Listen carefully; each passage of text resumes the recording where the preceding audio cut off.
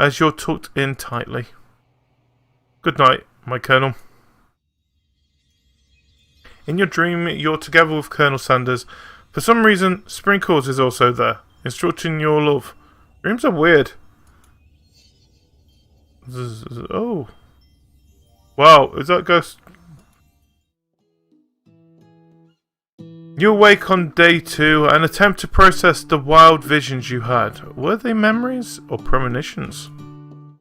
You lie in bed and stare at the ceiling, thinking about the secrets you discovered while tasting Colonel Sanders' cooking yesterday. You can't believe he really used that. And then there was that secret ingredient that Colonel Sanders went ahead and told you outright. Not much of a secret, huh? Probably just because he's already trusts you so much. Sure, that makes sense. We'll go with that. You meet up with your bestie in front of the school. Before you can tell her about the encounter with the sport monster, she launches into a story of her own. Oh, I know this might sound a little strange, but I think I might be, I think I might like Clank. Like him? Like? I know it sounds like moving too fast, but there's something about him, I like him. I like him. We got to talk after class. He's really actually a tough, sweet guy. Not only that, but he's really smart. He told me all kinds of stories about Colonel Sanders. Did you know that Colonel Sanders was the most popular kid in high school? No, but that does make complete sense. Boy, he was so popular that he was voted prom king at a school he didn't even go to, and was also the convertible that he didn't go to, and he was also the convertible that he himself rode into the front of the homecoming parade. I'm thinking maybe something got lost in pressure cooker language translation there. Either way, maybe it's best if you took it slow with this new boy, like I am with Colonel Sanders. I'm not going out with Colonel Sanders! You and Colonel Sanders? Coolest guy in the school? The most famous student I've ever attended. UCSAL. You're a thing now. We definitely connected yesterday. Yeah, sure you did. You're great. Why wouldn't he be into you, I guess? Laughing at the implication that you and Colonel Sanders might be a thing is definitely not cool. You are great. You have an idea of how to prove that your love is real. There is no love. Well, if he's not into me, why did he tell me one of his secret ingredients? However, you don't tell her that you know a second ingredient too, which you discovered on your own. Your bestie's eyes light up. A secret ingredient? Yeah, I just said that. A secret ingredient. Is there a dramatic echo in here? Miriam checks to make sure you're alone before continuing. So this summer, while I was on vacation with my family, a lovely man approached me in the botanical gardens where I was wandering. This cannot be good. He told me all about his passion for spices. Secret spices! The man even gave me some, to show me what he meant. He said that it was a powder created from super duper rare dried flower petals, and that if he did him a big favour, he could have some of my own. Please, Miriam, don't tell me! So I filled my suitcase with him and brought them home. It was so nice. He even met me at the gates when I arrived. Later I cooked with them and oh no, I just realised what she's done. Oh God. Oh, a really strange feeling came over me. And the flavour was unlike anything I ever tasted. I think you're being very liberal with the meaning of spices here. Whatever. Anyhow, we both share an interest in cooking. So we've stayed in touch, you know, like pen pals. I bet he would love to know more about your new spices. Well, I'm definitely not supposed to share Colonel Sanders' secret recipe. And besides, I only know the one ingredient, so I doubt it'll be much use to anyone. Please, please, please! That would mean the world to me. No one has ever known it came from you or from Colonel Sanders. What do you think? Should you protect Colonel Sanders' secret or share it with your bestie? Just tell her. Okay, I'll tell you, but it has to stay secret. Miriam nods furiously. Told me that he uses this. No one would have guessed that, would you? Eyes light up imagining such a thing. You figured that you satisfied her curiosity and she'll move on. But she immediately turns around and does some fun typing of her phone that you can't quite see. That's probably not good. Well, you can ask her to confirm that she's definitely not texting secrets to other people. You're interrupted. A wind rushes, cherry blossoms petals fill the air. It's Colonel Sanders. He's arriving at school. Where did you get a horse?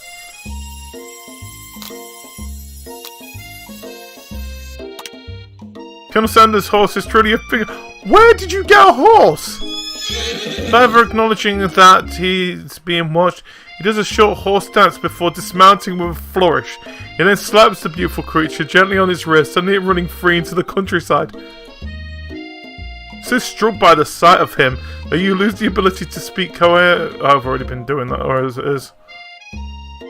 Oh, I didn't realize anyone was watching. Don't worry, he knows his way home. You attempt to compliment Colonel Sanders, but the words don't come out exactly right. What a horseful beaut you have. I mean, man, what a horseful beaut you have. Dang it, that's what I just said. Being a good friend, Miriam attempts to cover for you. Oh, GD, I just get really nervous when people they like. What? What? This is not helping. I mean, they got food poisoning and were up all night. It was gruesome. Should have seen it.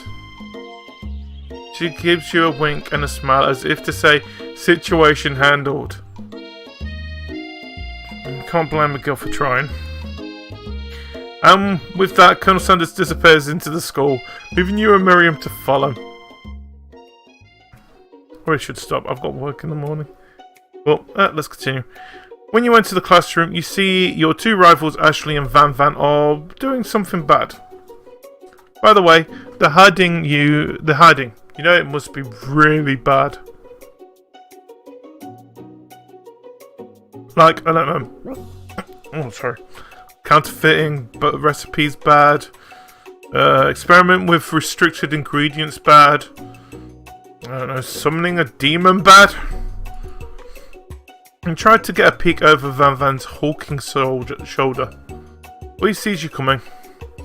Whoa there, little one. It's not sure you're ready to handle this. Why don't you just make like a bee and mind your own wax, honey? Tell her to start acting immature. I like you're not interested in them, but really trying to get a closer look. You sit near the rivals, but leave your back turned to them. You even hear Van Van mutter something that sounds a bit like a magic spell. However, he noticed you eavesdropping. You try to cover your tracks and improvise an excuse. It's time for class. You're distracting the rest of us who want to learn. I don't really give a damn, to be honest. I just got here for extra credit. Now you've upset them. Oh, and you're the Emperor of cooking, are you? You make the rules? I'm not sure you know a good meal if it ain't you. Being the best chef in the world takes more than just culinary skills. It takes creativity. And it takes panache. And it doesn't hurt to use a little evil.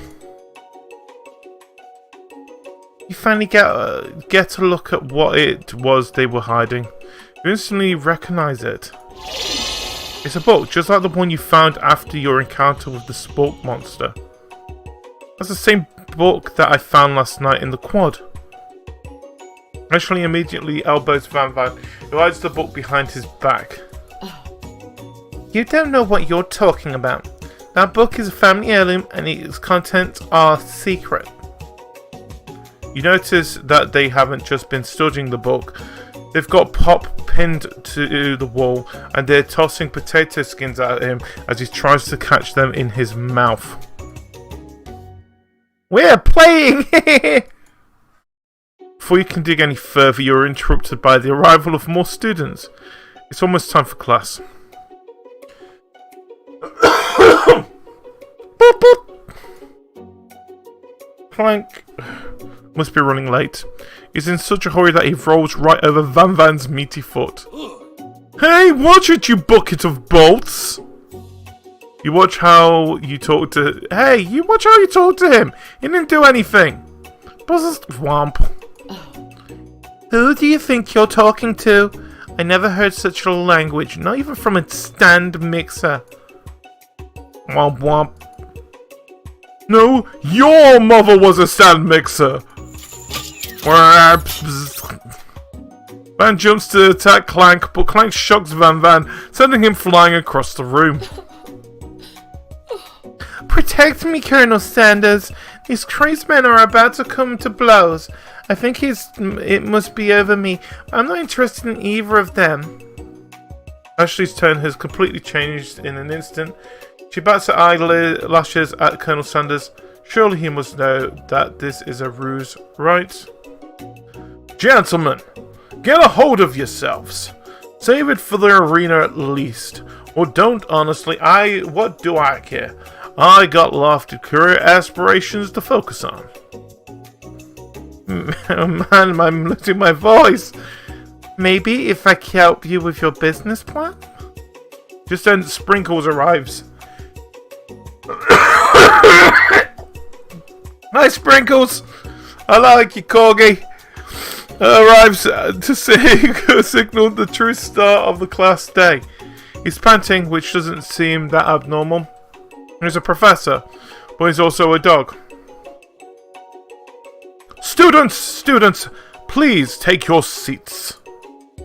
I apologize for my late arrival.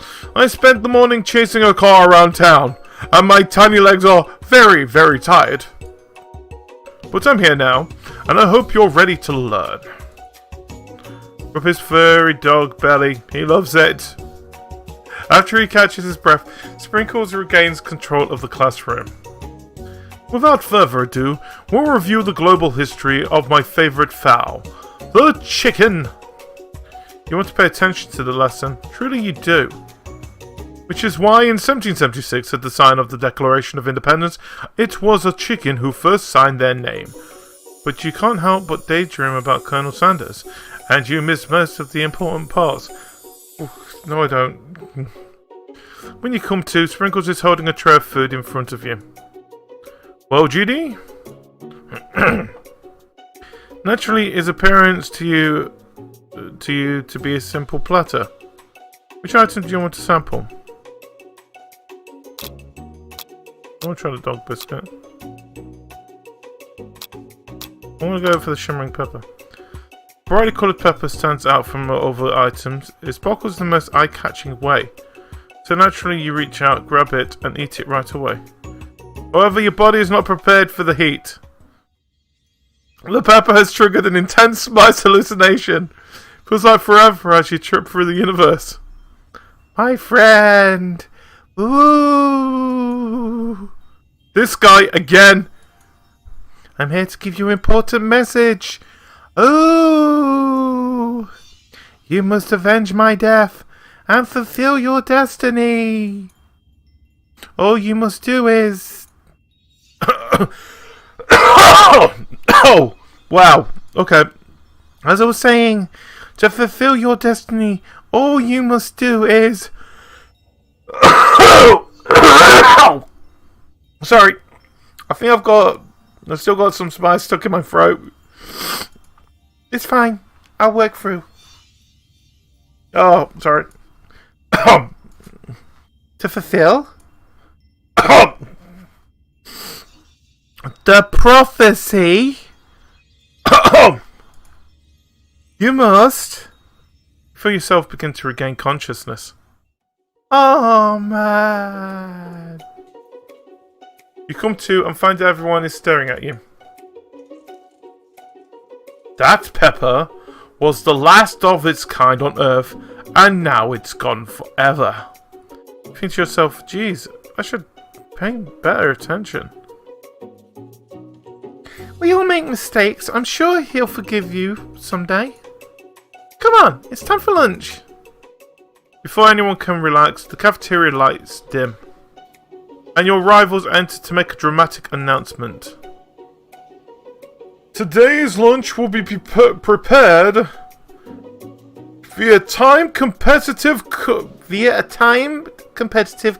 The level of theatrics with these two is off the charts. Demand that they stop wasting everyone's time. Step up and tell them you're on. Yeah, why not? A bit of a lunchtime competition, eh? Count me in! If I have to wipe the tables with you two fools before I set my lunch down on it, then so be it. I'm not a fool, you're the fool. Good one, Van. I like your gumption, GD. I'll be watching your performance. Just as things reach a boiling point, Sprinkle steps in. Surely he'll put a stop to this madness. Oh, of course not. Now, students. Please settle down. This is a lunchroom, not a sportsing court. Finally, a little scent, you breathe a sigh of relief. At least not until we turn on the timer!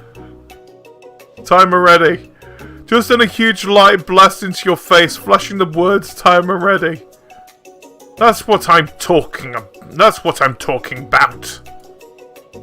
Aroo! I stand corrected. The hard way builds solidly a foundation of confidence that cannot be swept anyway.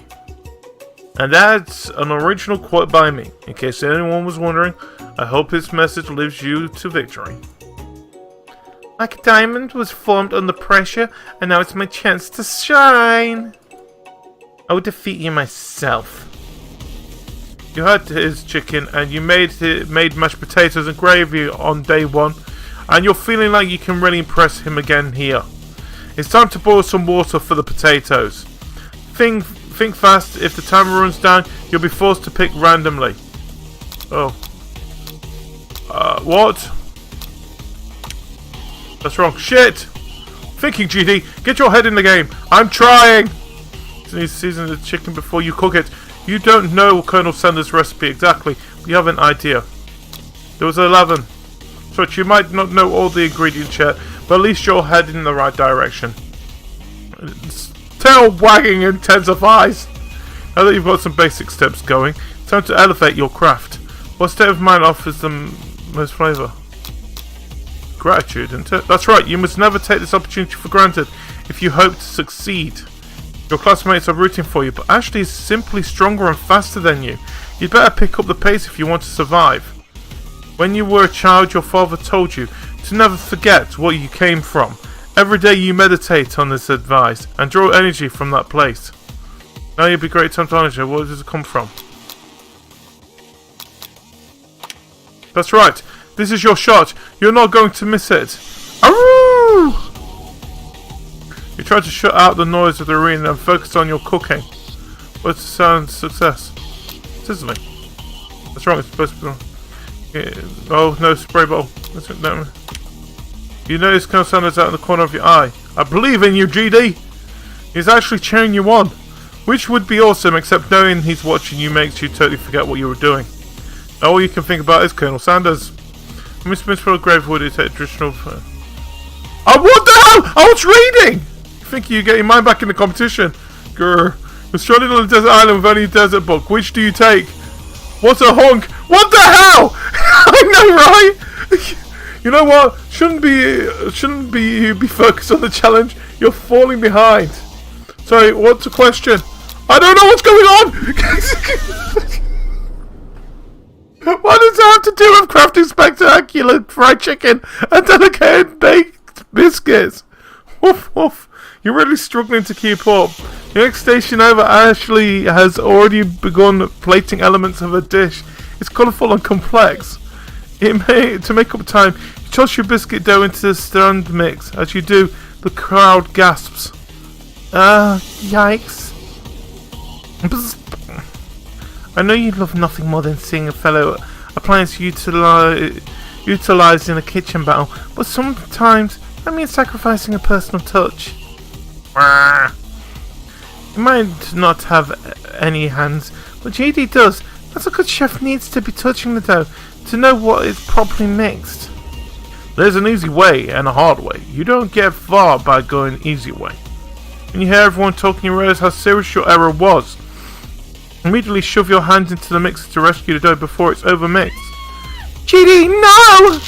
But you're not fast enough, and your hand gets stuck. It's immediately crushed by the quickly spinning beaters. There's no way that you'll be able to use that hand for the rest of the match. What the hell's going on? Colonel Sanders shakes his head in shame. What you often find is that the easy way turns out much, much more difficult. Everyone stop what you're doing. Right now, the battle is over. Can't be. I was so close to finishing my dish. Sweetheart, look at your hand. You simply can't go on. Oh, that's too bad. And here I am with the complete dish, ready to serve. Surely that makes me the winner by default. No, it wouldn't be fair to compare the two on account of GD's injury. You see Sprinkles begin to lick his doggy chops as he locks onto the dish. But I suppose you should at least tell us what you prepared. Well, because I'm the sweetest, I skip straight to dessert. Under the white chocolate dome, you'll find a wide array of delights, taking you on a journey of flavour that tastes good and tells a story of excellence. I was going to ask GD to do the honour, but since you're injured, I'm afraid that pouring this cream of delicate hot chocolate sauce might be too difficult. Colonel Sanders, if you wouldn't mind lending your strong, steady hand. What the hell's going on? Colonel Sanders pours the hot chocolate sauce on top of the dome, causing it to melt away, revealing the ingredients hidden within. Oh, is that honeycomb? So you found a delicate fried cheese croquette, atop a slice of honeycomb, ice cream 2 ways. What the hell is in that? Is that nuggets? 10 nugget and pearls of blueberry jelly. That looks so delicious. Colonel Sanders seemed intrigued, but perhaps not impressed as he dips his finger in the chocolate sauce. Simplicity isn't your strong suit, is it, Aeshleigh? Oh, you? As he places a sauce-covered finger into his lips, Aeshleigh leans over and whispers something to his ear. A dab of sauce sticks to his mustache. Internalize the rage you feel. Just don't argue. The rage burns so intensely within your eyes that they burst into flames. Flames cause your eyebrows to catch fire and turn to ash, and they fall off your face, which means that people will have a hard time understanding your emotions for the rest of the semester, perhaps forever. Embarrassed and ashamed by your poor performance, not to mention your crispy fried brow, you run to the quad to be alone.